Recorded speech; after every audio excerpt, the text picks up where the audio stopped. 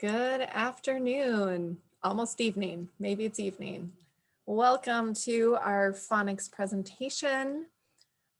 Just as before, we're going to wait a few minutes before we get started, but I do have some prompts, just like we ask every time. We just like to know a little bit about you as you're joining us. So if you can tell us what your role is, like what do you do most days of the week? Do you parent? Do you teach as well? Maybe you have a different area that you work in.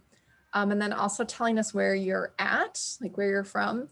At our last training, we had someone from Florida. We had people from Eugene. We had people from our district here in Veneta and Elmira. So it's just really fun to see. So if you can find the chat. It's disabled. Oh, that happened last time too. All right, Angie. Yeah, I'll figure it out. I figured it out last time. Yeah, all right. So while we're waiting for Angie to work her magic with the chat box, just be thinking about what you want to share.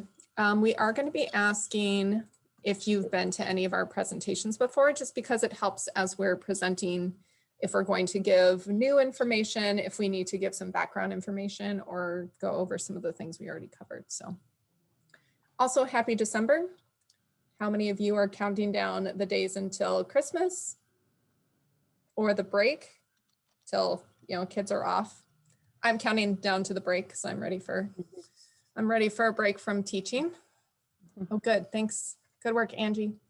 All right. Oh, awesome. We have someone from Portland joining us. Thanks, Sarah.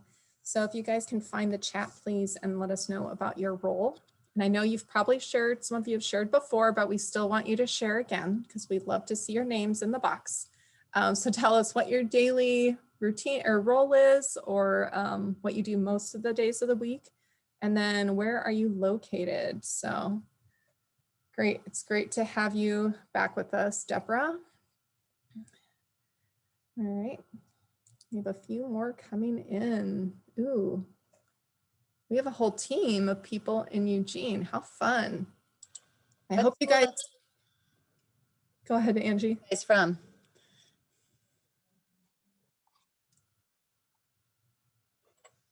Yeah, so you Eugene people, share what school you're from because Angie would like to know.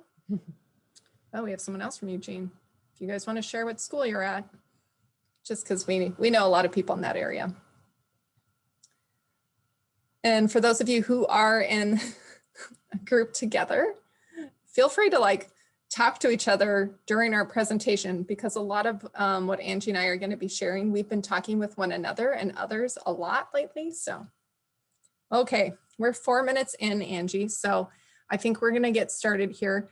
If you're just joining us, please make sure that you put where you're from in the chat box.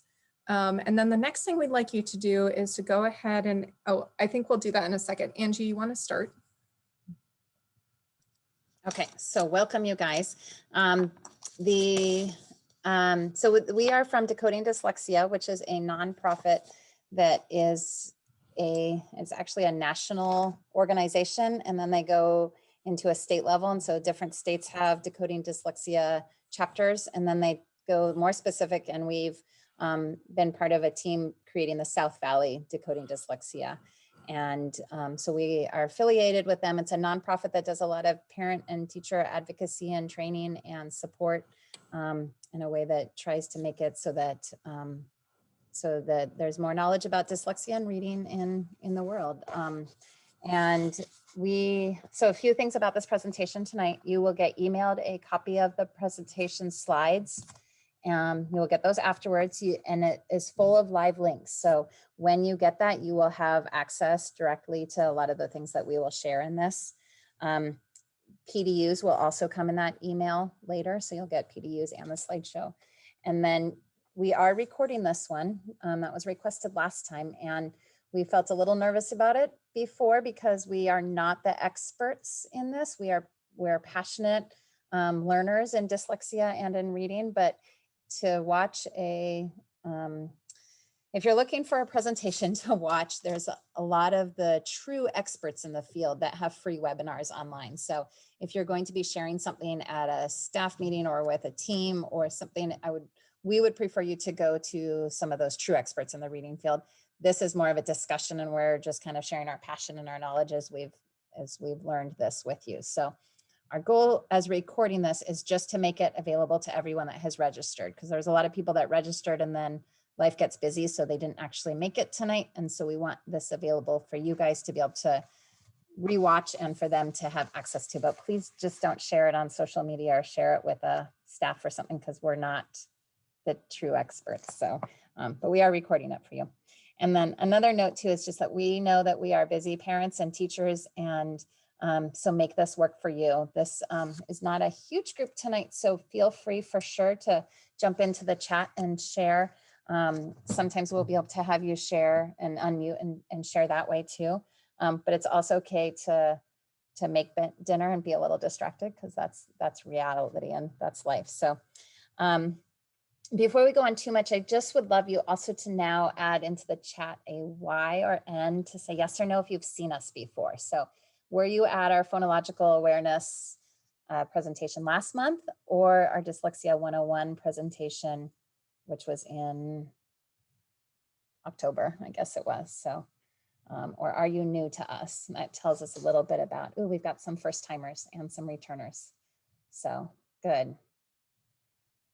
Okay, so we have done a Dyslexia 101 presentation, and we are actually doing that again this January through Lane ESD. So that is one that kind of goes over dyslexia a lot, and what dyslexia is, and how to do some specific supports in that. And what we felt like we're doing this series because this feels like what we really wanted to do was dive deeper into like the how to do specific types of different places of reading with dyslexic students and all students. So, so if you haven't seen us before, know that there's kind of this big umbrella presentation that we like to do before you see this stuff. And so if you have any questions, please just ask. We can do that. And this is a casual thing. So, so a little bit about me. My name is Angie Pebworth. I'm a first grade teacher.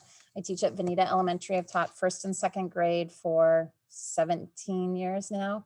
And I really went down the road of dyslexia and reading about a few years ago, because my son, who's now 13, was not learning how to read. So he, in kindergarten and first grade, it was not clicking, and he had fabulous teachers, and the teachers and I just kept saying, it'll click, and it just didn't click. And finally we were trying to figure out what was going on, and we figured out that he has dyslexia. But I was kind of shocked as a teacher that I didn't recognize it. I didn't realize then how little I knew. So I went down this tunnel of learning about dyslexia, which made me realize that I really didn't know a lot about how kids actually learn how to read. So then it really made me just passionate and excited to learn a lot about how kids actually learn how to read. And so it's become a very passionate topic for me. So Becca. Hi, I'm Rebeccahaukey. I go by Becca. I've taught for about 12 years in special education. I've taught several years at the high school level, one at the middle, and then this is my 6th year at the elementary level. And I'm a resource room teacher. So I work a lot with students that are possibly dyslexic, or they're showing signs of dyslexia. I went through a training with Barbara Steinberg that was a mandate by the state of Oregon in 2018. And after going through several days filled with many hours of learning about dyslexia and how to teach reading, and going through a lot of what we're trying to teach you about, I also became super passionate about it. Realized that I'm a little dyslexic. I definitely struggled with spelling and some reading a little bit in elementary school, but not to the point that I was on an IEP or anything. But I've noticed as an adult that the reason that I struggle with language sometimes, so I might use the wrong word because that's part of my dyslexia. So, so if you notice me saying the wrong word, it's probably because my dyslexia is showing, and I'm tired because we're coming to the end of the week. But I'm very passionate about dyslexia and passionate about figuring out how to help students learn to read, because it's what I do on a daily basis. Obviously, so does Angie, but I have students that struggle a lot. So I'd like to use what works best. So welcome. this graphic is one that I really like, and it kind of shows in some ways the path that kids start on their way to learning how to read. And the seed is phonological, phonemic awareness, and it's basically being able to hear sounds. And it starts with speaking. Actually, let me rephrase that. It starts with speaking. So we start by talking, and then we're playing with those sounds we can hear. We're hearing sounds, we're making sounds. And then as we go along that, it goes into letters that you know, it goes into sounds I can write, sight words, reading, and then keeps going into spelling and word parts and knowledge about how words are spelled. And that kind of blossoms into becoming a reader and writer. What I do want to point out is this isn't, what I don't like about this is the berries are the comprehension strategies, vocabulary knowledge. That stuff also has to happen all along the growth. But where we see the fruit is let me try to phrase this in the right way. It starts with talking, phonological awareness, and then all these phonics is what we're talking about, the stem. And we see the blossoming in applying all that phonics knowledge and coming out with comprehension strategies and showing a blossomed reader. So the path, these are really important foundational skills that leads to the success of reading and writing. All right, and then just a reminder, phonological awareness versus phonemic awareness. So phonological awareness is the umbrella of all of these skills, and you need to have phonological awareness in order to learn to read. So if any of your students struggle with these, then that's going to impact their ability to read. So phonological awareness includes word awareness, so being able to tell how many words are in a sentence, syllables, onset rhyme, rhyming. And then phonemic awareness is underneath phonological awareness. That's the other piece. And then within phonemic awareness, you need to be able to manipulate sounds. So being able to take sounds and blend them together, take a word and separate it, segment it into each of the sounds. And phoneme is the word for sound. And then being able to mess with the words or mess with the sounds within a word so that you can make new words. And that's the manipulation or substitution. And phonics is, so we've talked a lot about phonological awareness and phonemic awareness in our last presentation. This one is focused on phonics. Phonics is really two parts, and it's applying the alphabetical principle to sound. So it's taking graphemes, like letters, and matching it to phonemes, which are the sounds.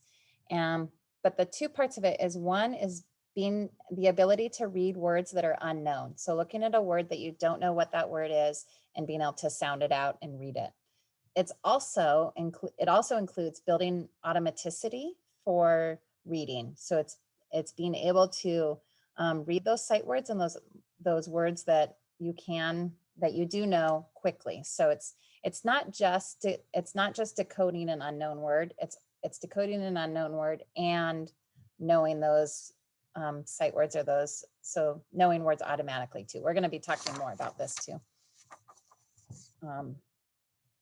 This is just a quick check-in with I'm hoping that you're familiar with this. This is the simplified view of reading. This is the reading rope, and it's a really powerful example of what reading is and how complicated it is. And so we are working on decoding and sight recognition tonight. What it is about phonics, and phonics is decoding and sight recognition.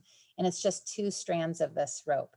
The rope is, all parts of the strands are important. So if you can't do these basic decoding and sight recognition skills, you're not going to have the skilled rope of the rope of a skilled reader, I guess. But it is just two parts. So I want to point that out. And then this is another graphic. We're kind of throwing at you some of our favorite graphics to kind of capture what phonics is and how it fits into the big picture. So I really like this one. And this is The Ladder of Reading. It's by Nancy Young. And what it is about structured literacy approach. We're going to be talking about more, we're going to be talking about what that is. But in a nutshell, structured literacy is explicit and systematic instruction. And it is essential for dyslexics. So any students that struggle to learn how to read or have dyslexia, this is a requirement for them to be able to become successful readers. But the great thing is that it's beneficial for all. So the way that we have to teach our dyslexic students in our classroom is the best practice for all our students. So it just kind of naturally goes together. And I do want to point out, she did just update this. This is not the most updated form of this, but it really has the same message still, is that that structured literacy is beneficial for all, essential for dyslexics. Yeah, Debbie, you just said it. She just did an upgrade of her rope this past month. We don't have it on there yet. Good job. All right, so a little quick connection for specifically for students with dyslexia. So you probably have seen this where students with dyslexia will display these traits. So it takes them a long time to maybe learn their letter names or letter sounds. They confuse sounds, they reverse letters. They might have difficulty decoding words, misreading words, and misspelling words. And I do want to point out, reversing letters has been like the big supposedly sign that someone is dyslexic, but I will tell you from experience working here for 6 years, not all students with dyslexia reverse letters or even confuse letter sounds like B and D. So don't use that as your meter if someone is dyslexic, like a lot of people have tried to do for a long time. That is not the only sign of dyslexia. If you think back to the phonemic awareness and phonological awareness, if students can't rhyme, if students can't identify the first sound in a word, they can't tell you how many words are in a sentence, it's that phonological awareness, which is all through hearing, which is your big signs for dyslexia. Now they do reverse letters and they do confuse letters. So that is another sign, but it's not the only sign. All right, so some vocabulary that's helpful for you to know. Phoneme is the smallest unit of spoken sound, or like sounds in our language. So we use the word sound in education, but the linguistic term is phoneme. Grapheme is the smallest unit represented for sound in a symbol or several symbols. So as you can see here, I say that it could be 1, 2, or 3 letters. And then I have examples. So r, k, qu, s, z, ch, oi, So those are just examples of graphemes that are representing one sound. We did have some conversation with Deborah Lloyd, who's our ELD teacher here, had some great conversations. And she also teaches things like this to students that are English language learners, and they use phonograms. And phonograms is a very similar term. Phonogram is not always representing just one sound. Sometimes they're representing more letters because they're also teaching spelling patterns and how we pronounce words and how we spell words, etc. So they're not necessarily interchangeable, but phonogram is heading in the same direction. All right, vowels, hopefully you remember from last time or you already know. A vowel is a sound that you can hold with your mouth. And here are some examples of vowels. So it's not just the ones that we're always talking about, it's also vowel sounds like A. Consonants are all the other letters in our alphabet or sounds in our alphabet. And there's some kind of restriction of air, so you can't hold them very well. There are some that you can, like M, you can hold that for quite a while. But there's some kind of activity you're doing with air, stopping it, starting it, that is causing you to be able to make the sounds. And you're usually closing your mouth or opening it slightly to make those sounds. Digraph or trigraph is when you take 2 or 3 letters to represent one sound or one phoneme. So these are examples.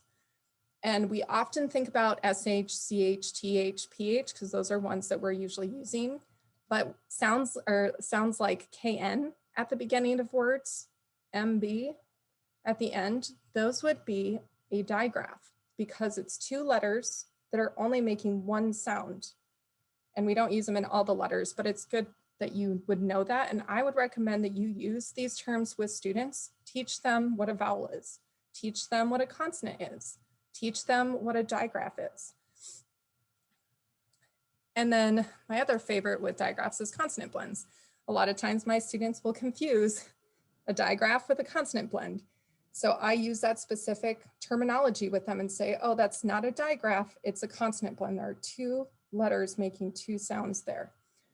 So these are examples of consonant blends. And they can be at the beginning or end of words or in the middle, but for your younger kids, that's where they're at. Decoding and encoding are words that we will try to use a lot. And the decoding is probably the one that we've heard before. And we've heard about decodable readers and we've heard decoding. Encoding seems to me as a teacher to be used less often. Decoding is using the letter sound knowledge to read. Encoding is using that knowledge to write. And they are so intertwined that they really can't be separated. So I really like this quote, reading and writing cannot be separated. Reading is breathing in, writing is breathing out. And when we are teaching phonics, it has to include both. They are so connected that we can't just do decoding. We can't just do the reading. We have to include the writing with it because they are just, it's soaking it in and it's breathing it out. It's reading it and then getting it into your brain and using it to get things out of your brain and onto paper. So it's, they're just very intertwined. All right. Hopefully you guys have heard of the schwa. You'll notice my little orange upside down E. That's how it's represented when you look it up in a dictionary. So a schwa is the muffled vowel sound, and it's on the unstressed syllable. At least usually that's where it is. So I have some examples here that I got from All About Learning, their website here. So if you say pleasant and you think about that second A, it's not actually saying ah right there. And it's not saying a either. Same with parrot or circumstance. So maybe say some of these words to yourself right now. And really be thinking about when you are using words with students or giving words to students to spell, making sure that if there is a schwa, that you are pronouncing it for spelling and that you tell them that, like you're going to overpronounce it so that they can spell it correctly, just because the schwas can get in the way. Yep, I agree with you, Wendy. Those are hard because you have to remember, these are ones that you have to figure out a way to remember them. Also watch out because we also eliminate schwas. So say all these words to yourself. So chocolate, I'm not saying chocolate. So I'm even changing how many syllables are in the word because I'm eliminating that schwa because it's easier to say. And a lot of times when we speak, we go with what is easiest. So with some of these, watch out, those schwas disappear.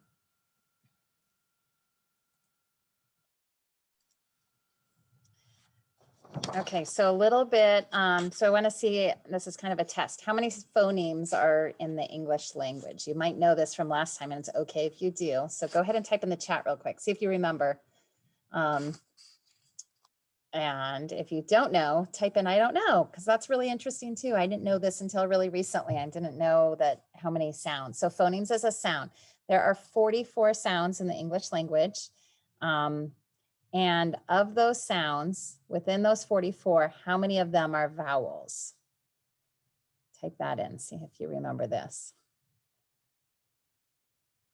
And it's okay to not know too. And it's not 5. It's not just A-E-I-O-U. It's how many vowel sounds are in the English language. There's 18 vowel sounds.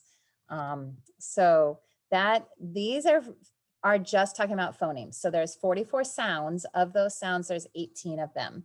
And then about how many different ways are there to spell those 44 sounds?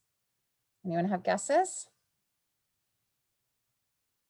I read, the chat is very quiet. So either we don't know or we're not brave enough to make a wrong guess, which is very typical of teachers, or we're making dinner, which is also very fair.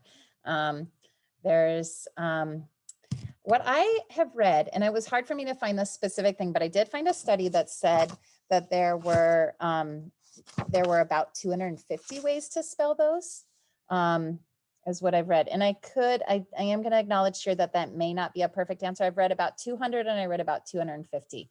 So there's a lot of different ways to spell those. And if you think about it, some sounds have more than one spelling. So those would count as more than one, or some spellings more than one sound. So those would count as more than one too. So, so spelling is complicated. Phonics is complicated.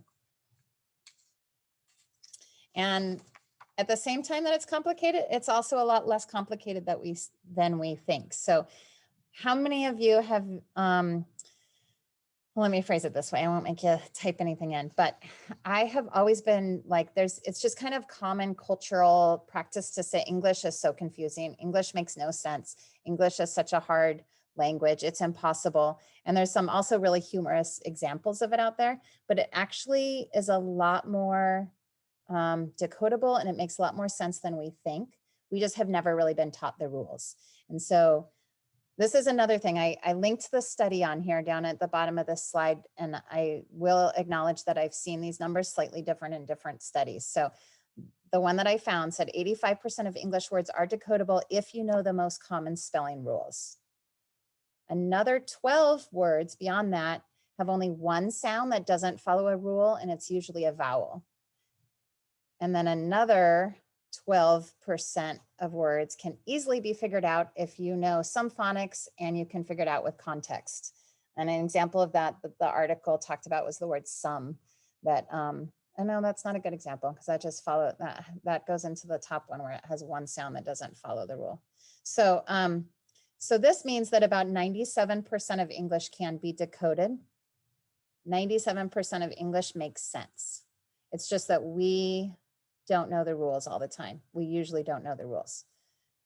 So this phonics instruction really matters because we can teach kids this. And as I've learned how to teach it as a teacher, I'm learning stuff and it's making my spelling a lot better also. There is, do we want to open that, Becca, and try to, I forgot to show, go ahead and open that. And then let me, this is a really great place.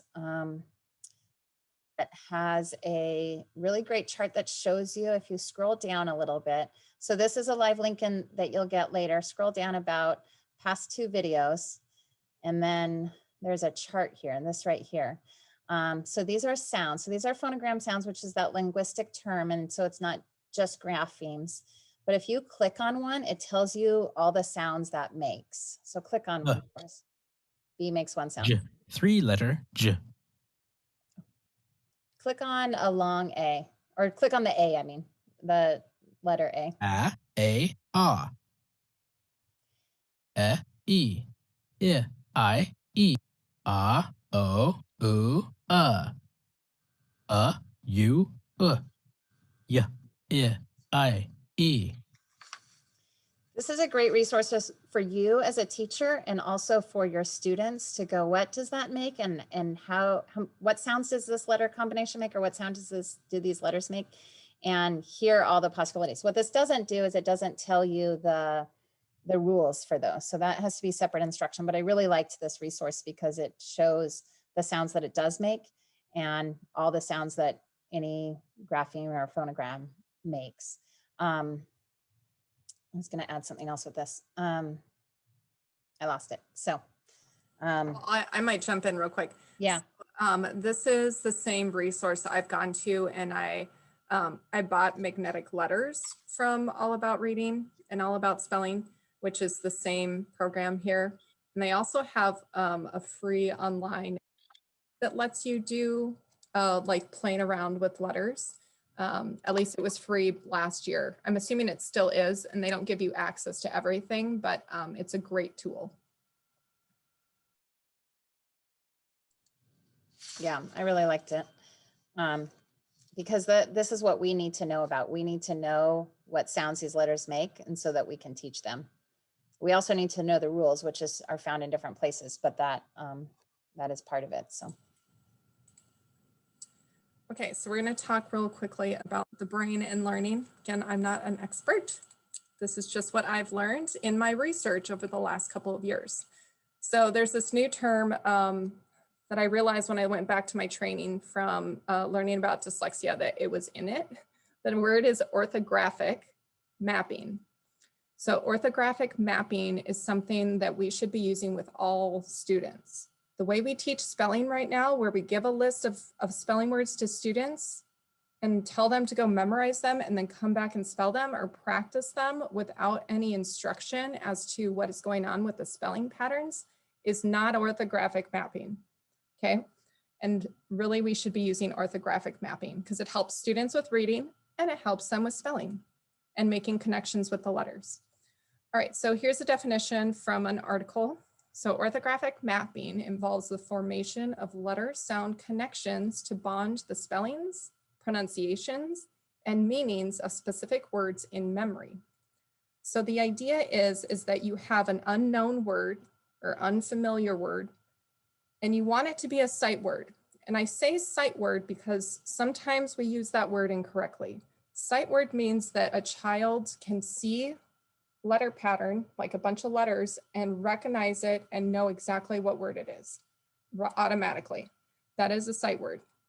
Okay, so again, orthographic mapping is going to take that unknown word and it's going to help the child develop cognitive automaticity so that that word becomes a sight word. And we're going to give some examples with orthographic mapping and how that looks, but I would strongly recommend looking at videos. There's a bunch of YouTube videos and podcasts that talks about orthographic mapping if you've never heard about it before. It's something that I'm still learning how to apply with students that struggle with reading and spelling. And I also want to bring up some conversations that I've been trying to have with Angie, and trying meaning that we're kind of stuck.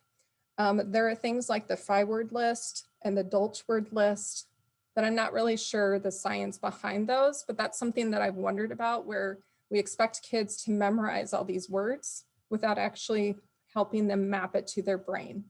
And some kids can. They can see those words like said, and they can learn them, which is fantastic. But for our kids that are dyslexic or kids with learning disabilities, they're not going to be able to learn it that way. So, I've always kind of wondered in the last couple years why we present words like that. So if you have any ideas, please put stuff in the chat. Okay, so best practice for all students in phonics instruction, and especially kids with dyslexia. You need to explicitly teach phonics.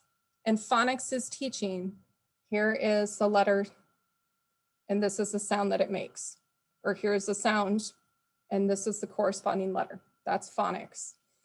It needs to be systematic. So again, not introducing words that you haven't previously taught the sounds for. So making sure that you're using good sequence, or that the program you're using is using good sequence. And then multisensory, that is the big word for students with dyslexia, although it works really great for students with learning disabilities. And it's also helpful for students that don't have any needs in those areas. It makes it really fun too. So we tried to come up with a list of assessments. And as I started making the list and Angie was adding to it too, we were kind of like, well, there's so many ways that you can assess phonics, and these are not even barely dipping our toe in the water of assessments. So standardized assessments, the only one I came up with was one that I always use, but it does not specifically assess everything in phonics. So it's not really the best, but the Woodcock-Johnson test of academic achievement is something that we use to identify students with learning disabilities. And if you don't know, if you think a student might be dyslexic, in education, we can't diagnose it. We can only look for signs of it. And in special education, it's only under an IEP of a specific learning disability, which you need to use Woodcock-Johnson test for. We also have easy CBMs. That's the assessment that we use in our district with students. And then you can do, I'm sure there's plenty more. If you know of a really good phonics assessment, feel free to type it in the chat and we'll add it into our resources. And then you can just do informal ones as well. And then Angie, did we want to look at this one, this link? Yeah. Let's show it real fast. Yeah, I think we have time and it's an interesting one. Also, while we're pulling this up, will you type do you assess for phonics in your role as a teacher, as a tutor, an IA? Have you done any kind of phonics assessment, either formal or informal? Yes, no, yes, if you have. Do you do this one, other ones, formal ones, informal? So this one shows, it goes through a lot of skills. As a classroom teacher, I would not use this with my entire class. So it wouldn't be something that I would screen my whole class on. It would be something that if I have a student, I think I would probably use this more as a tutor or small group or maybe even like SPED or title groups or something like that, because what it tells you is it tells you exactly what their holes are. So then you could go back with those kids and you could say, okay, I'm going to target this area because this is something that you struggle with. And so this gives you a lot of really detailed information. What you're looking at right now is what you would record on. And there's forms that come with this also. So you're recording if they can read nonsense words or real words that are CVC. And it just goes through digraph, R control, long vowels, those other kind of vowel sounds like ooh and ah. And then in the end, you can kind of see, okay, these are the places that they are strong, multisyllabic words, strong areas, weaker areas, and they have a student-friendly handout. So this would be a great thing to give you more detailed information about students. We do Easy CBM too, and that gives me kind of a generalized data, like do they know their letter sounds or names fast? But even that doesn't tell me, like some of my first graders this year that are so low, even Easy CBM tells me, okay, they don't know their letter sounds fast. So I still give them even a different assessment just to know, like, how many of these sounds do they actually know, not just how fast can they do it in 1 minute. So there's kind of different ways to assess. So what we're going to jump into now is kind of more the meat of this presentation, and the part that I am hoping you guys will walk away with some great information or great ideas that we can share and that you can use next week in class and use right away. So phonics was a little tricky to plan because there's a lot to it. It's really big, and we kind of went down some wormholes even of like in fun discussions that we had. And we just kind of realized this is a huge topic and there's so much more that we could cover that we just don't have time for. This isn't there's instruction there's PD on this that lasts for days, and we have an hour and a half. So we don't want to keep you all night. So just know, like, we're kind of going to give you some what we feel like our best practices and personal experiences and resources that you can come back to. My hope is that you walk away with a few ideas that you can try next week. And this is also something where it's great in the chat if you say, hey, I do this works great for me, and let other people know that way. Or unmute and jump in if that's easier. If you're in a place like watching on a phone or something where you can't really type, it's okay to unmute and jump in and say, oh, this works really great, or I have found this, what do you think? And ask questions or share. And we have a lot here that we'll just kind of share.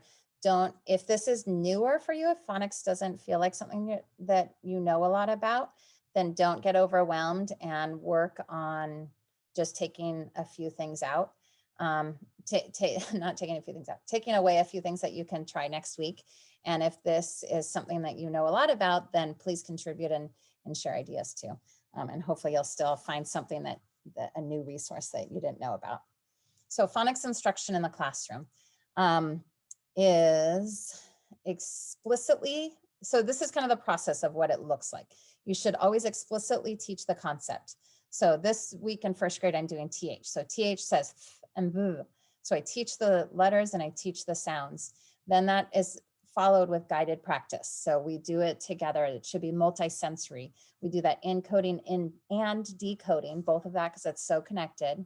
And we also work from letters to words to sentences to passages.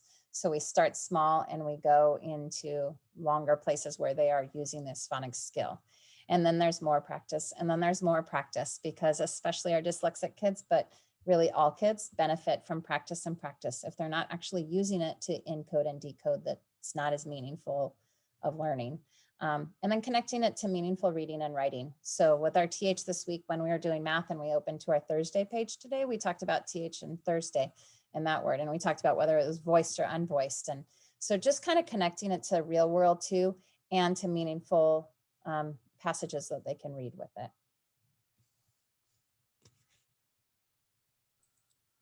All right, so I got this from Barbara. She's the lady that trained me about dyslexia in 2018. She has put out a lot of materials. I've been purchasing them. They're very helpful because they're multisensory and sequential.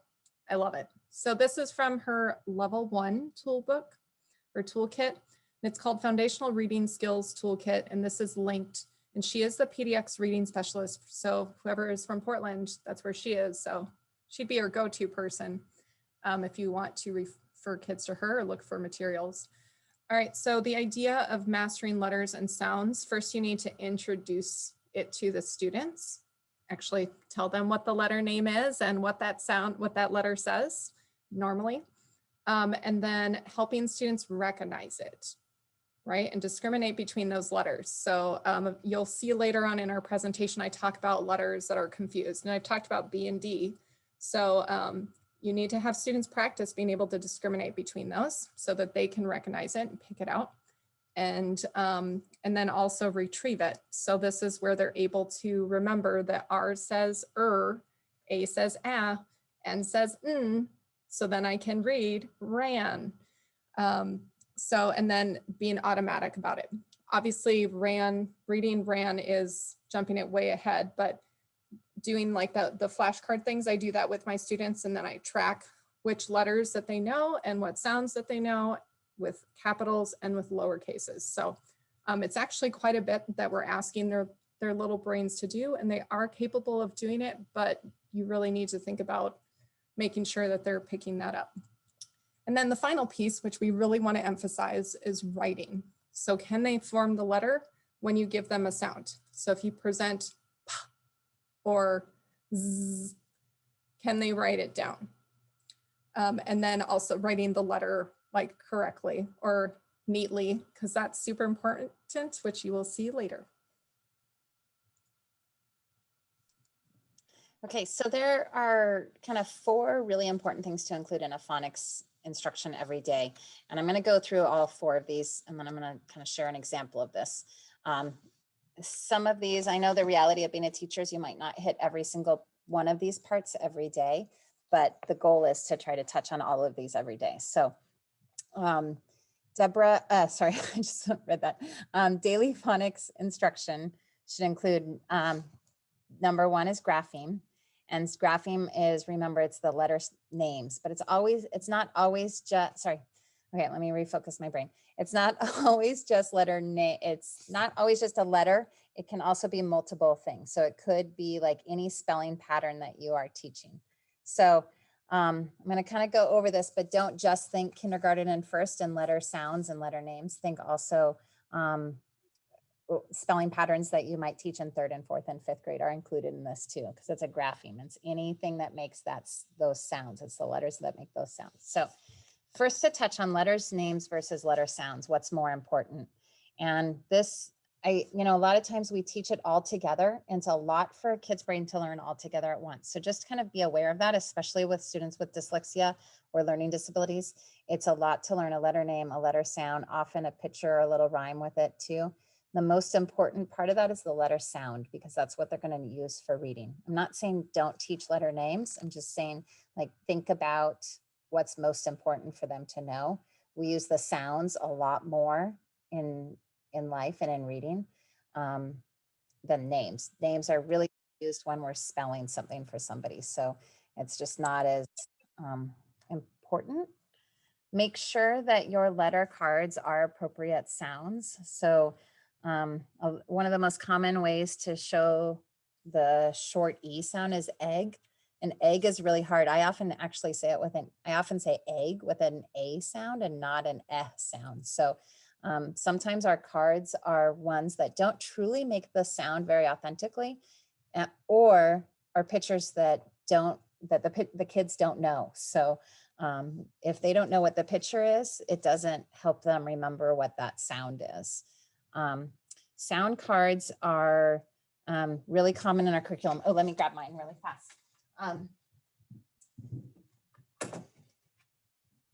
There, I'm in my classroom, luckily. So sound cards I use in my classroom every day, and these we use Journeys, but I know that Wonders use these. I know that they're really common in our curriculums, and I never really knew how to use them until recently.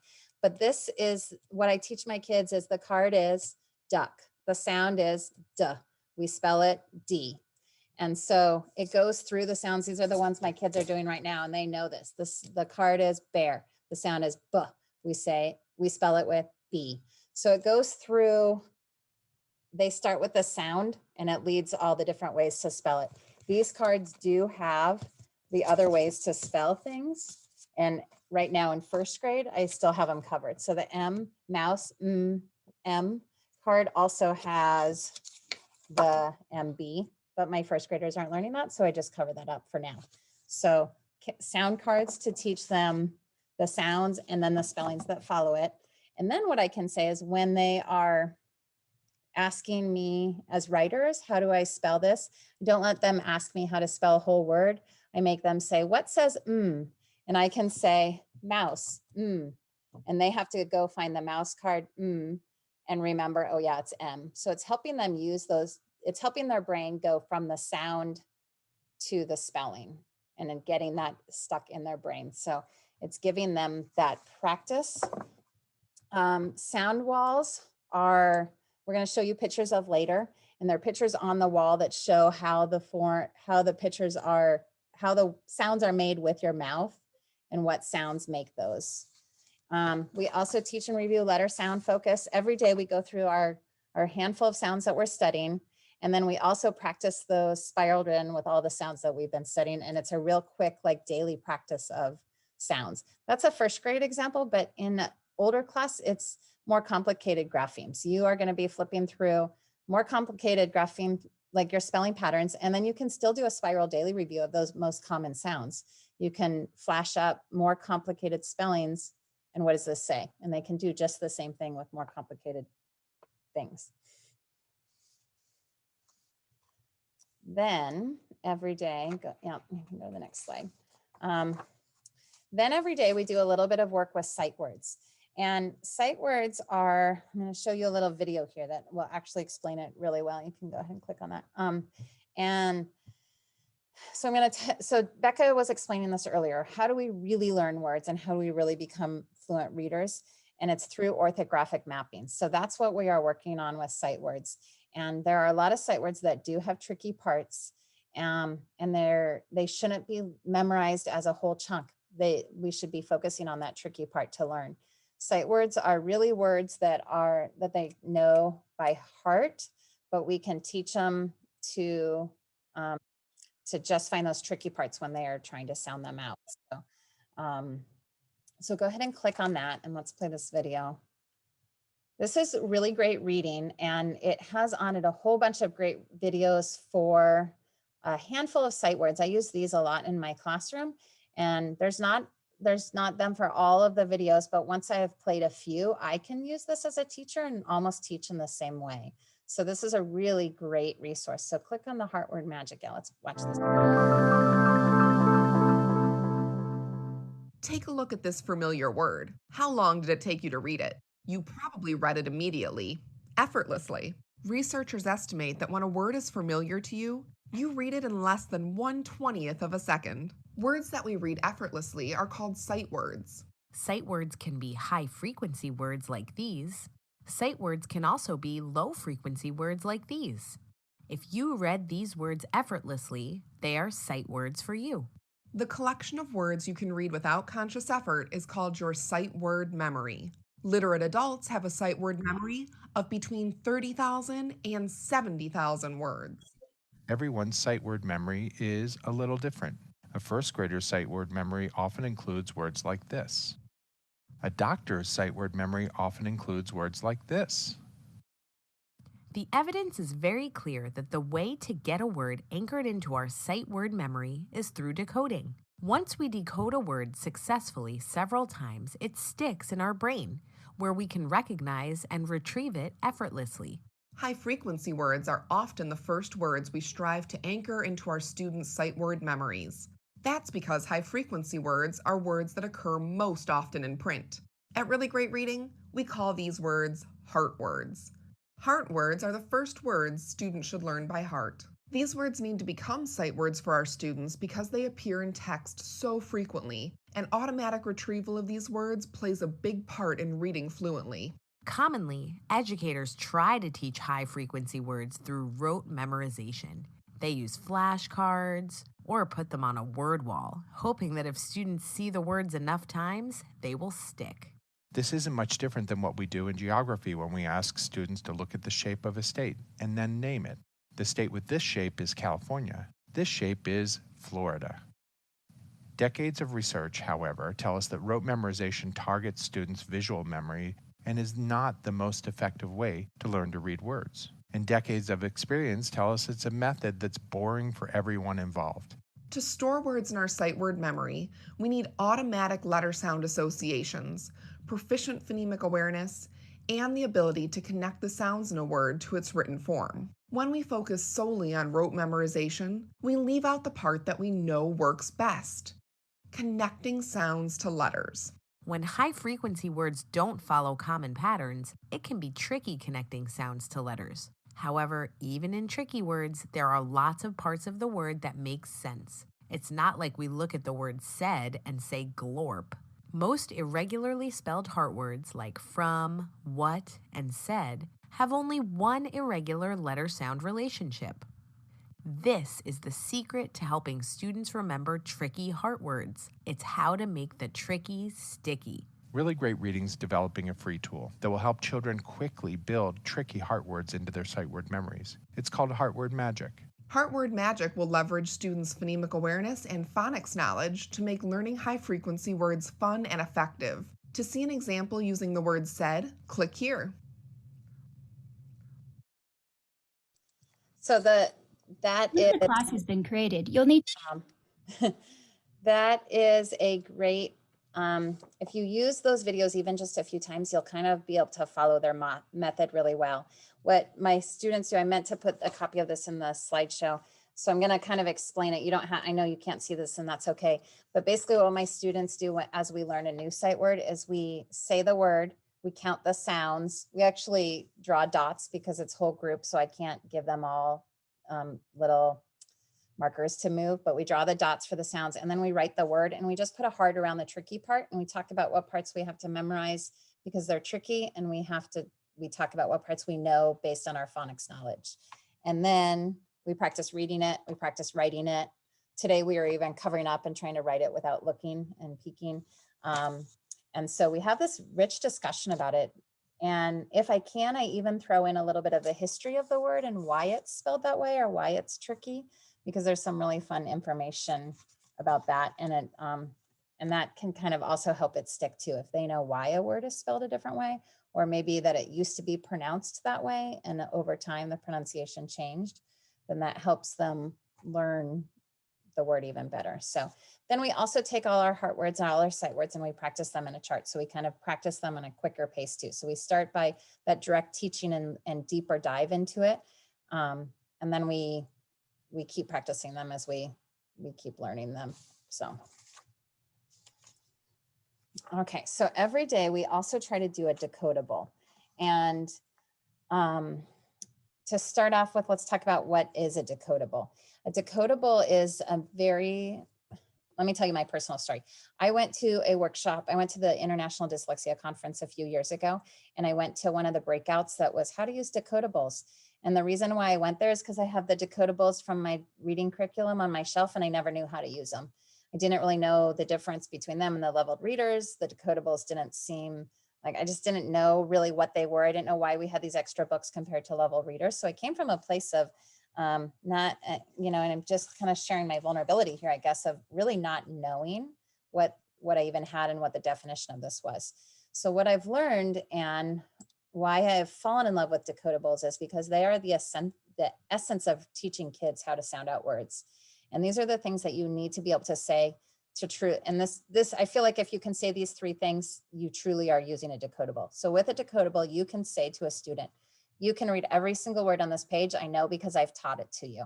So there might be some common sight words, high frequency words taught in, like today my kids did they. So once they know they, that might be in a decodable, but so it's not all words they can sound out, because remember, decoding is also some of those words that you know automatically. But it's either words they can sound out or words I know that they've mastered. There's hardly any high frequency words, especially in primary when they haven't learned that many yet. I also tell them that the letters are the boss. They tell you what to read. You do not want kids guessing, because that takes away the power of the letters. So the letters are the ones that tell you what to read. And if they do get to a part that they don't know, I don't tell them what the word is, I tell them what the sound is. So remember, CH says ch, and then they sound out the word. So you can help them to reteach what, of course, because they're still learning. You can reteach the sound that they don't know, but it wouldn't be saying, oh, that's a, you know, I felt like before when I was teaching level readers, I would say things like, oh, that's a tricky word. It says family. And then they would just repeat the word family and keep reading. And they wouldn't ever, it didn't help them become readers. It just told them a word and they kept going. So with decodables, they can come at multiple levels. So you can do decodable words, decodable sentences, and decodable text. And then a few things of caution with this is that, so I touched on decodables versus leveled texts. So leveled books is like in our core curriculum, we have, you know, the approaching, the on and beyond books. And those are not decodables. They are not the best practice for teaching kids to truly know how to read. They are okay for comprehension with talented, that's the wrong word, with readers that have more experience or stronger readers, I should say. So my high group will use the leveled readers, but my low kids do not use the leveled text. They use decodable readers because they need to be able to sound out words. And I need to be able to say, no, those words are your boss. Not like, oh, that word is this. It's kind of tricky. Let me just tell it to you. The other thing that I discovered is when I learned about what decodable texts were, is that my core curriculum didn't always have the best decodable text. So at that time I was teaching second grade, and the first book of second grade had several words that were not decodable. So many that it was, if I gave it to them, I could not say that to them. I couldn't say, oh, you can read every word on this page. I know I've taught it to you. I couldn't also say, oh, CH says ch, and just give them a sound reminder, a phonics reminder, because they were long, complicated words. And there's so many of them that they would have not even been able to get through a sentence or a page. Also use caution on teacher pay teacher or other resources out there, and just look at that and see. I feel like that line, if you have a line that you also use to kind of test a decodable, type it in. But I really like this line of just being able to confidently say, you can read every word on this page. I know because I've taught it to you, is I feel like a really easy test of what a decodable is. But a lot of things on teacher pay teachers have words that they don't really know. And then this is really important because it's so common, is don't let kids guess.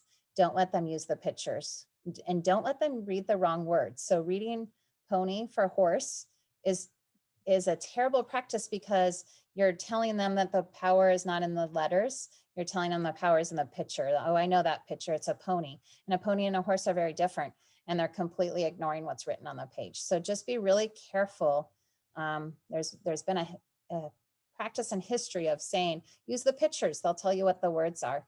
And that's not a best practice, because the words are the boss, the letters are the boss. They're going to tell you what to read.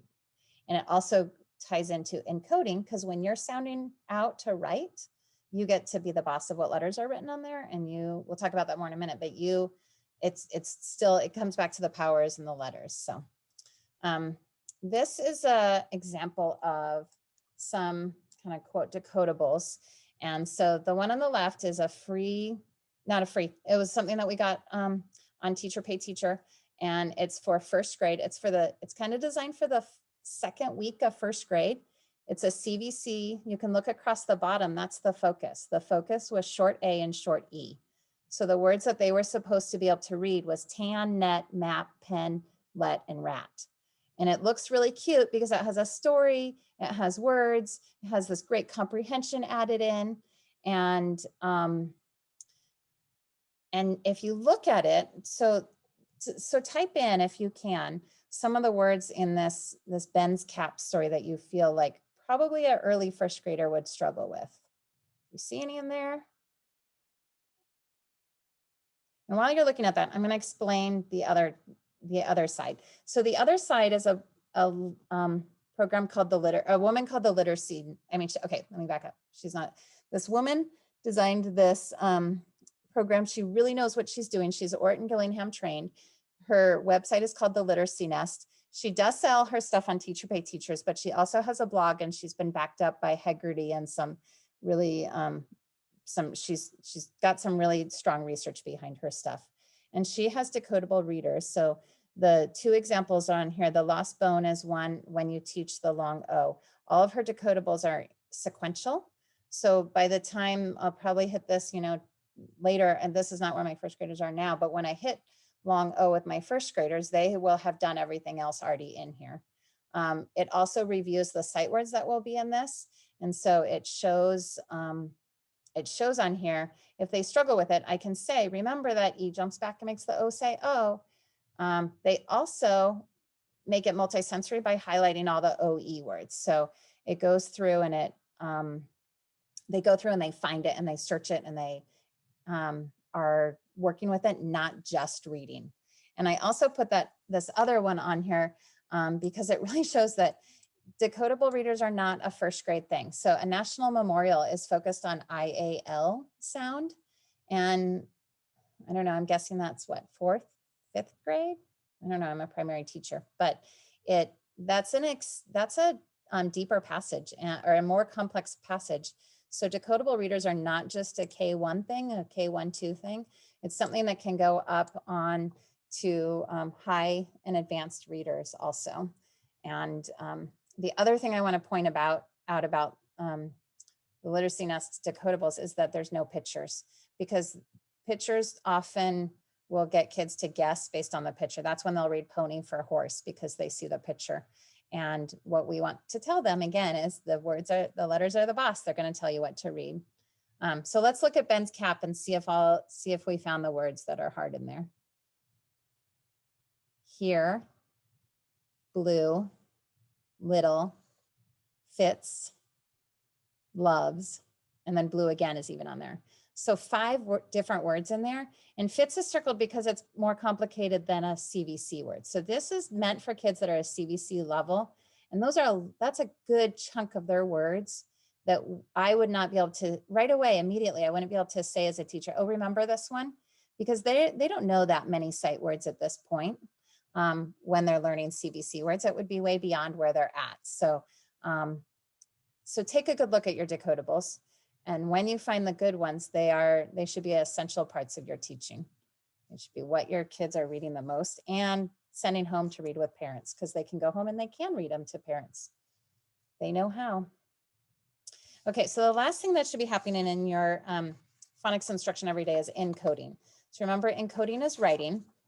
And you can go ahead and click on that. And there's a few things I want to point out here. So this picture on the side I call it the dot and jot. And my kids do this almost daily. My goal is to do it every day with students. The link on the bottom is where I adapted this from. So Kendor Learning is a site that is a woman that she has a lot of great webinars, and she has some things that she sells. And she is a dyslexia specialist. So she created this dot and jot, and then I've just kind of changed it a little bit. So mine looks a little bit different, but hers is where I got the idea from. And how we do a dot and jot is I give them a word. So I produce the word. We start with our fingers in the air, and we say the sounds out loud, and we count them on our fingers. And then we say the sounds out loud as we fill in the dots. So then the second step is, if the word's cat, we go k, a, t, and then we go to our paper and we fill in the dots first. and we're counting how many boxes we're going to fill out with the dots. We go k, a, t, and we scribble in the dots. And then we use our phonics knowledge to fill in the sounds that go with the dots. So it's one phoneme per box. So sometimes we have to write, especially as kids are writing more, they're going to have to write several letters in one box. They might write 2 or 3 letters in one box if there's more than one letter that makes that sound. This is, and we usually do, in first grade, we do about 5 words in a sentence every day. In older grades, there's her original Dot and Jot has, I think, like 10 boxes in a row. So you should be using this in 4th and 5th grade also with long words. It's doable. This is a dictation. So its purpose is to apply your phonics knowledge. This is not, the purpose of this is not creative writing or journal writing. That's a separate skill that's kind of taught separately. This is the purpose of encoding their phonics knowledge. So, and then it's really, really important that they should always read what they have written. So, and this is actually a new discovery for me too. I realized that they could write a whole page. Becca and I were talking about this. They could write a whole page, and if you went back and had them read all the words that they just wrote, the reading of it was struggling. They would struggle with reading the words that they just could sound out. And so we are now writing a word, and then we read it, and then we write another word and we read it, and we go back and we read both of them. And it's independent. So I'm trying to train them to, like, every time we add a word, they just reread the whole list. And then we put it in a sentence too, just to make it bigger. I was doing a small group today, and a girl wrote that up at the top. And then my sentence was, that cat, something, that cat is on the mat or something. And she struggled to put it in a sentence. So it's really important to include multi-levels, because it's hard to, because they have to be able to apply it in multiple ways. And always go back and write what they read, because remember, that's so intertwined. Okay, so this is an example of my class this week. And so my first graders this week are learning TH. And I just kind of wanted to show a snapshot of what our curriculum looked like this week. So we included a slide of TH sounds and what it looks like with your mouth. And we compared it first with F and V sounds. And I have to also tell you this story, that one thing that I did was I knew that TH and F, that F and F were very similar. But when I went to look it up, I went, oh yeah, V is in there too, because V and V are so similar. So we talked a lot about those 4 sounds all together and how our mouth looks when we make it. This little fish looking in a mirror is a video from a company called Nessie that has a lot of phonics videos. So we've watched this video a few times this week, and it talks about how your mouth makes the different sounds. And then we add motions with it. So this student is showing that we talk about how TH is the only time you can stick out your tongue. And so since we stick out our tongue, we also make faces. So we go and we always make both sounds, and we've felt our throat to feel when it's voiced and unvoiced. And I've taught them that vocabulary, voiced and unvoiced, and I kind of use it interchangeably with vibrate. I was like, is your voice vibrating? Is your voice box voiced, or is it unvoiced? And so then in math today, when we did Thursday, we were like, okay, I said, is it voiced or unvoiced? And they went, Thursday, oh, it's unvoiced. We didn't feel it move, or it's not vibrating. There's our sound card. So my kids are learning, the card is, and we call this card thumbs up, because thumb didn't sound fun enough. So we called it, card is thumbs up, sound is, and the letters are TH. Then we do the dot and jot. And this was a student's work this week. And when this was the day that we really studied, and I introduced TH and F and V sounds all at once. And so we did fan, van, and van all in a row to try to really compare those. And you can see I made a connection back to the sight word the, which up until now had 2 tricky parts they had to know by heart. We used to put a heart around the TH and the E, and it was fun to tell them, like, oh, guess what? Now you know the TH, so only the E is the tricky part, and then we wrote a sentence with it too. And there's our decodables that we're using this week for the TH sounds.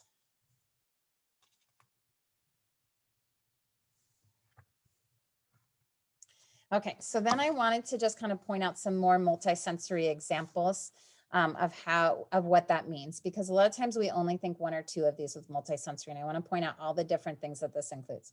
So writing it in the air. So and remember, as a teacher, you have to do it backwards, but doing the air writing. So we might practice our TH in the air. We might write big in the air to make it full body. Textured writing is the next one. And I was going to just add real quick to yeah. the idea of going across your body, because that's a big thing. You want them crossing your center line. Good. Textures letters so they can feel the shape of those letters. You can click, yeah. And then just bringing in some other things, pipe cleaners, wiki sticks, Play-Doh, sand trays, anything where they can actually be feeling the shapes of the numbers. And then writing is multisensory too, because it's making it so that it's in their fingertips and it's not just something that they're reading. Adding motions. So we have created short vowel motions that I think most of our K1s have learned now. And we say, A says ah, ah, ah. E says eh, eh, eh, like the edge of a desk. I is eh, eh, eh. What else? Ah is ah, ah, ah, like an octopus. And we go ah, ah, ah. And a lot of my students will do that motion when they're sounding out words, especially my dyslexics. This is so essential for my kids that have signs of dyslexia. One of my students, every time she's really trying to kind of figure out the short I sound, and she'll always start with the motion and then remember the letter and be able to write it down. But when she's sounding out words, when we're doing our dot and jot, she'll go eh, eh, and then be able to write it down. Then I showed you our digraph for TH. There's motions for syllables, which we're going to be talking a lot more in January. And then my class even kind of naturally we started learning suffix ed. And so I can say, what's the suffix? And they say ed. What does it mean? And they always point behind them. They go, in the past. And then a lot of times we joke and add like 5 minutes ago, last year, 1,000,000 years ago, but we're always pointing behind us. So just making it multisensory. And then also adding multisensory videos, because the kids love screens these days, and there's actually some really great stuff on screens. So Nessie is the videos that show a lot of phonics things that are pretty directly taught. And Jack Hartman, if you don't know him, is a very goofy man who I feel like is a crazy uncle character and can be kind of annoying to adults. Kids love him. And he is very science of reading based. So he does correct sounds for his letter sounds.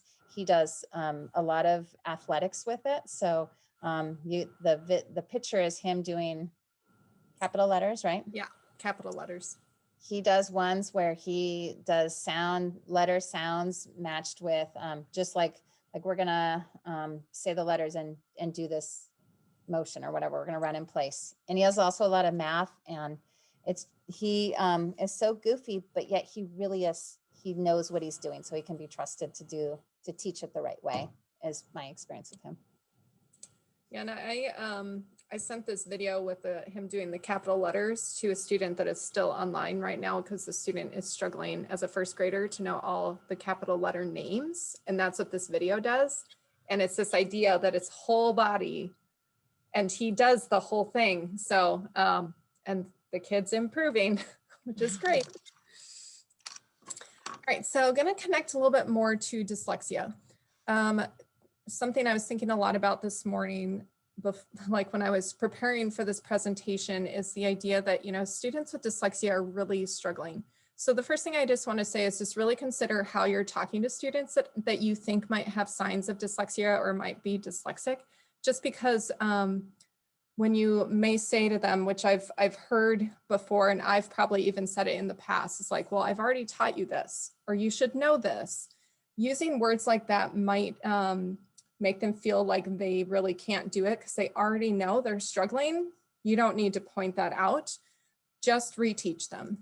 So make sure you're praising them and pointing out when they're improving. That's what I was doing with the student today. And he's not really saying anything to me in response, but I know he hears me because he seems to like perk up a little bit, Acknowledging when something is difficult.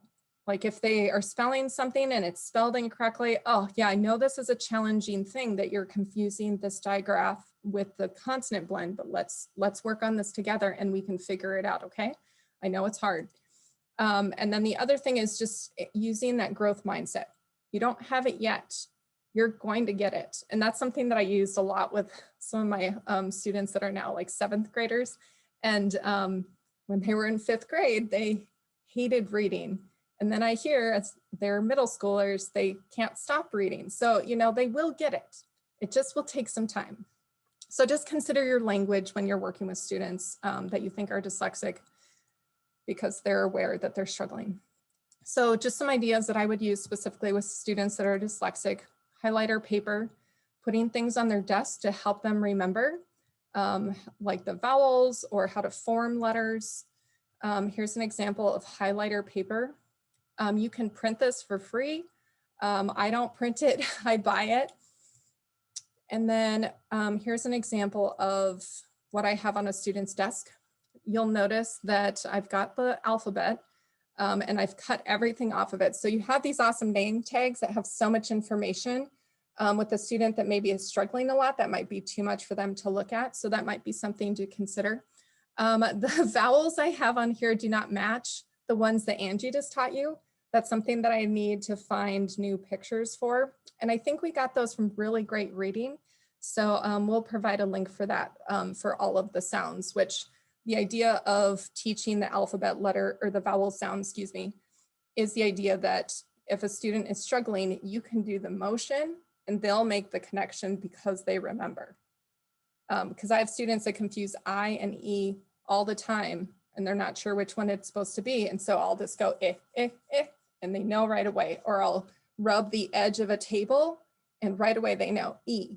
So just something to point out.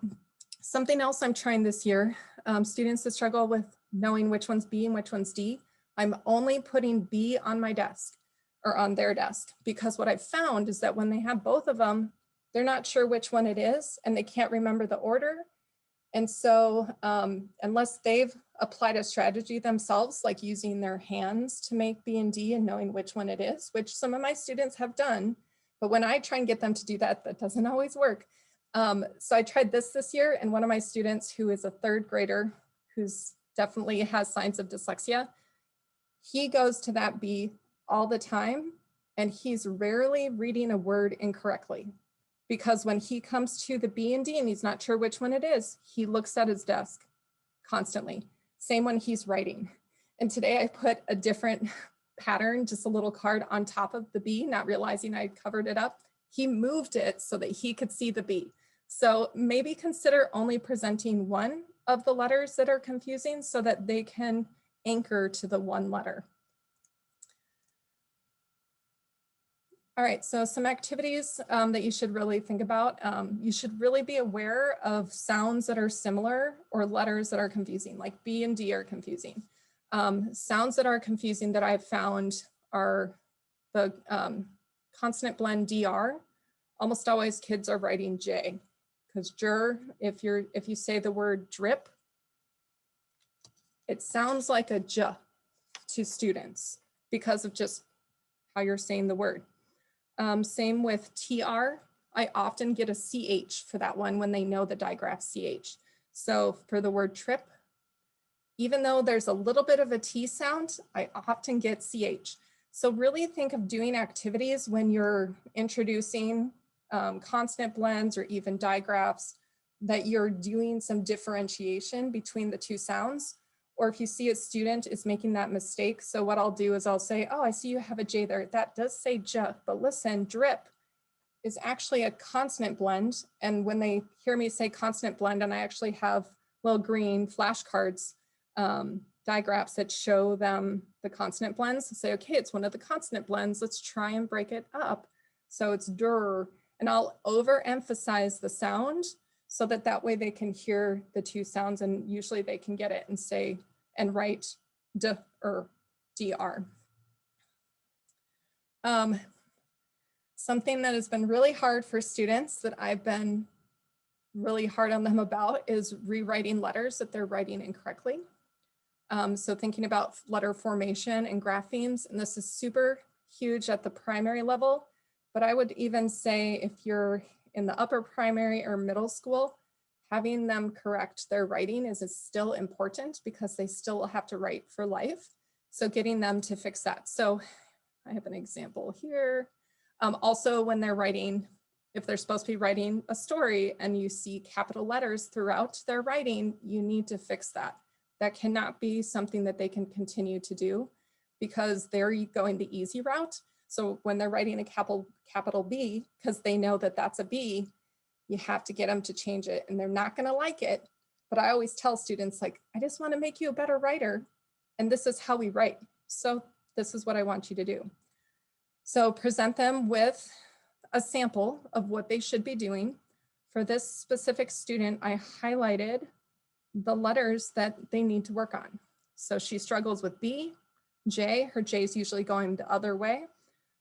P, she has a hard time with, and S. And this student does reverse letters, which you'll see, but she also, which I didn't mark on here, she also will write an uppercase G, a capital G, instead of a lowercase. So here's an example of the highlighter paper. We were doing a writing activity where most of the words were provided. You'll notice that I'm trying to get her to use the highlighter paper where her capitals or tall letters reach the top, but then her lowercase letters stay in the blue area. The yellow highlighter paper is the same way, and you can get different sizes depending on the ability of your student. And you can also get it in a spiral, so a bound notebook, which is what I have her using. So she started out really great. I didn't correct the Y because I really was trying to get her just to stay mostly with her capitals the way they needed to be and her lowercase. You'll notice that about right here is where I stopped monitoring. Guess what happened? She stopped using the paper appropriately. So if you're going to implement something like this, make sure that you are going to be able to monitor and keep the student on track. If you have any suggestions for me, I'm still working on this. This is a 4th grader, so it's definitely a student that should know how to form their letters and write them with the correct sizing. For the most part, she isn't showing any reversals. I think this is supposed to be jogging at the bottom, but you'll see here I have dog, or she wrote dog with a capital G, and I didn't catch that on this one, but that's something I'm working with her on. So maybe if you're working with a student on this, focus on one thing. Okay, right now, I just want you to make sure that you are filling the spaces appropriately. If it's a capital, it's tall. If it's lowercase, it's small. And then, okay, this is looking awesome. Okay, now we're gonna focus on your G, or we're gonna focus on your B because you keep reversing it, and make them fix it every single time. They're probably going to hate you at the beginning because that's how I feel students feel when they look at me and I tell them to fix things, but then they'll stop making that mistake. All right, some more examples. So I'm going to show you a sound wall, and Angie already talked about this a little bit with the mouths. And I had an extensive conversation with our speech and language pathologist about the sound wall because I went through Oregon RTI conference last year where they talked about how you should stop using an alphabet and a word wall, and you should be using a sound wall at the primary level. And I'm totally on board now for that. So I'll show you an example of that. I'm also gonna want you to have something to write on because I wanna show you encoding ladders, and then secret stories, I'm gonna tell you a story. Okay, so here is my sound wall. On the left, you'll notice I have the vowel valley with the idea that your mouth starts small. And then as you do each sound, so E, I, A, I, and then it starts to get small again. All, O, oo. Or no, this one's oo, you. Okay, I've not practiced that. That was my first time. And then notice we also have oi and ow. And I don't have the R controlled vowels in the right spot. They're up here on the right side, but that is the vowel valley. So my idea is, like, for students who are struggling with I and E, I can also show them, okay, look at your mouth actually gets bigger when you do the E sound, okay? The short E sound. So I is smaller, gets bigger, and that sometimes is another multisensory connection for them. And then there's pictures, and I have an example of, I have a student example one so that they can have it right at their desks so that they can refer to it for spelling words so that they're not over reliant on adults to spell, they're using their own skills. And then on the right side are the consonants, and they're divided by speech sounds. So on the left, I have stop sounds, and you'll notice that I have P over B because the mouth is the same. P is with air and no voice. So that's what Angie was talking about. So P. And then B is the same way, but with your voice box, B.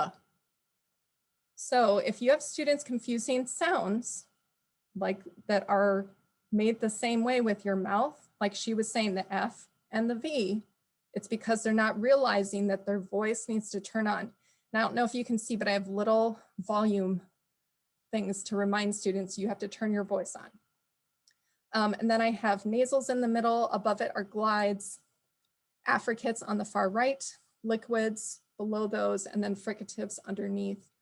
And I think I'm still missing some of the sounds. I don't have them all up, but this is what I could fit and trying to figure out how to use it with students. All right, so word ladder. The idea is that you are building a word with sounds that you know, and then you're changing a part of it to make new words. So if you have a piece of paper, this is what I want you to do. So write down the word at. At. Okay, now I want you to change at by putting a B at the beginning. So add a B to the beginning. What word do you have? Hopefully bat, okay? Now I want you to change bat to fat. And at this point, I'd ask the students, okay, how did you make bat fat? And they will tell me, oh, you gotta change the first sound or change the first letter from a B to an F. All right, now change fat, change the T to a N. Now you should have fan. Now change fan to pan. Okay, I'm gonna stop there. So you're getting the idea that you are playing with sounds. You're having kids read because they should be reading what they're writing, because when you give them a sound to change, they have to read the new word. So they're practicing that encoding and decoding like Angie was talking about at the same time. So word ladders are super awesome. And you can use it, you should be able to use it at multiple levels. An example that might have some digraphs, you could start with bed, change it to red, and then change your vowel to a short I sound, rid, and then rid to hid to hit to hip, hip to chip. So it's like super important that when you're working with kids that you are playing with the letters so that they're identifying, okay, I have an H in hip. How do I make that a ch?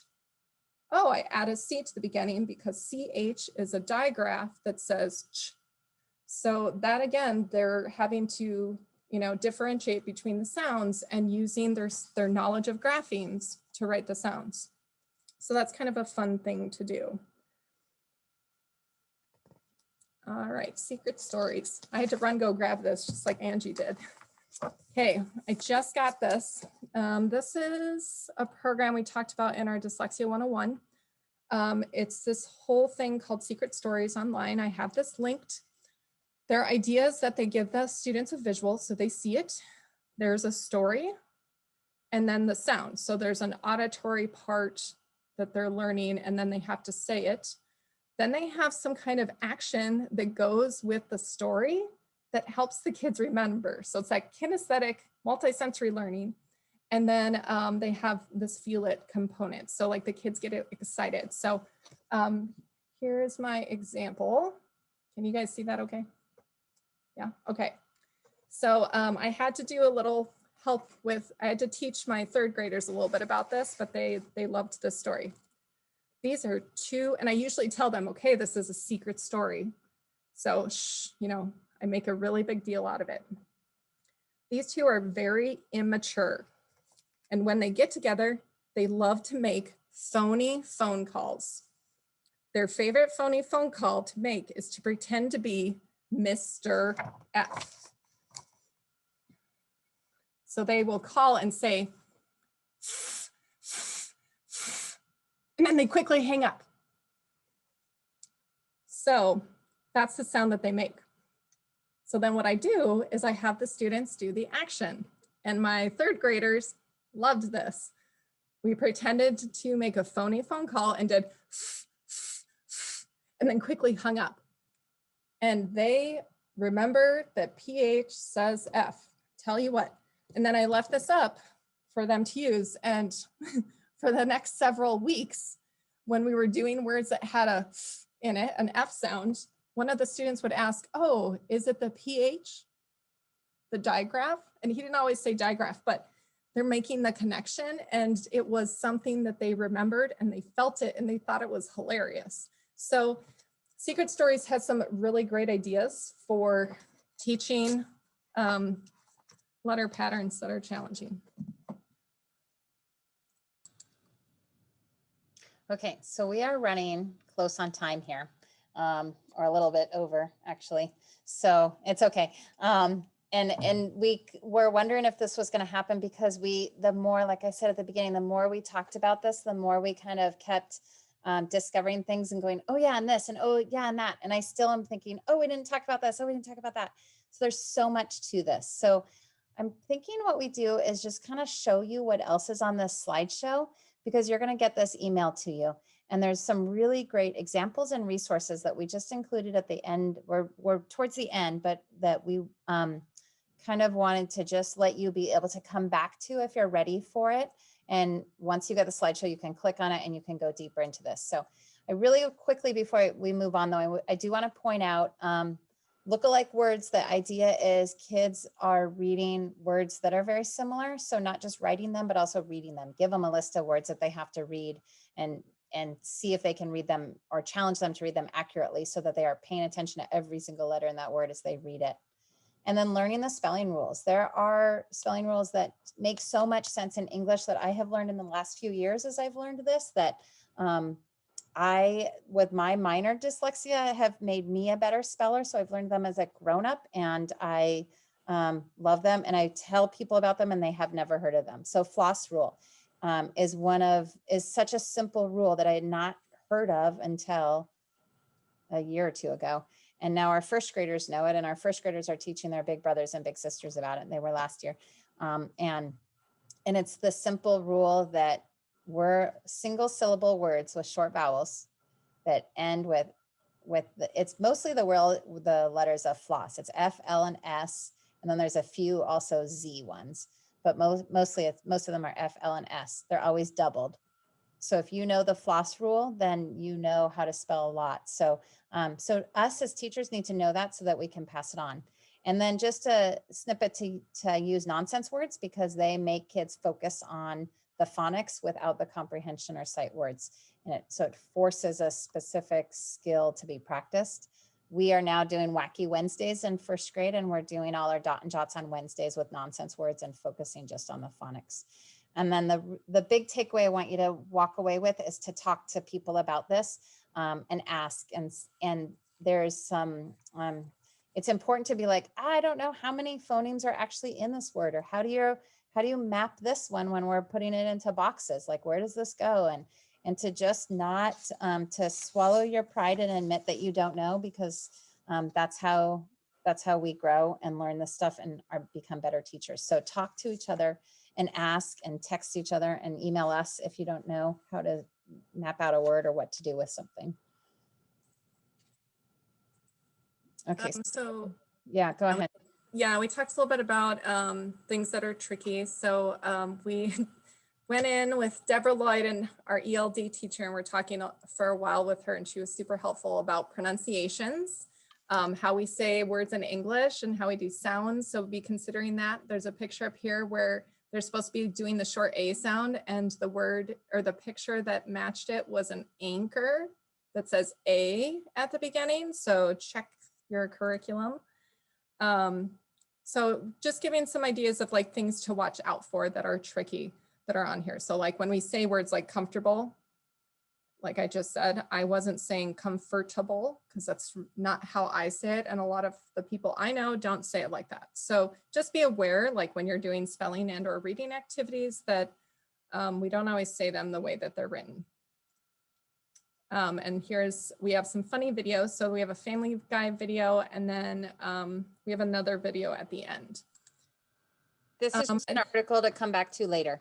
This gives a real good, and there's some typos in there too. This gives a good overview of what not to do, and therefore teaching you what to do. Thank you for coming. Please Yeah, this is a series. The next one is like right when we come back. It's January 6th, but it's one of my very favorite things, which is syllables, because syllables is another thing that's so new to me and so important and simple. It's like one of the easiest things that we can teach kids to become amazing writers and readers. So I know it's our week back and we're all going to be tired and trying to figure out how to teach again after winter break, but maybe we'll be more rested. So come to that one if you can, because it'll be a good one, I hope. At least I love that stuff. All right, we do have some resources. I'm not going to stay any time on these pages because we know that you are getting ready to go here. So just more examples of things. So please check out what we've sent. Oh, it wants to play the video. All right, so we have our contact information here if you want to email us directly. And then we will be emailing out the PDUs and then this video. So hopefully if you had to take off, you'll get a chance to finish it. Thank you everyone that came. This was a lot of fun. And I don't think we'll be able to do the survey unless, I don't think I sent you the link. No. So if you want to put anything in the chat of something that could help, or if you want to directly message us in the chat, feel free. Any takeaways or things that you think would be helpful. And thank you so much for coming. We love this stuff, so don't hesitate to reach out if you want to talk. It's kind of my best self-care right now, so I love it. So thank you guys.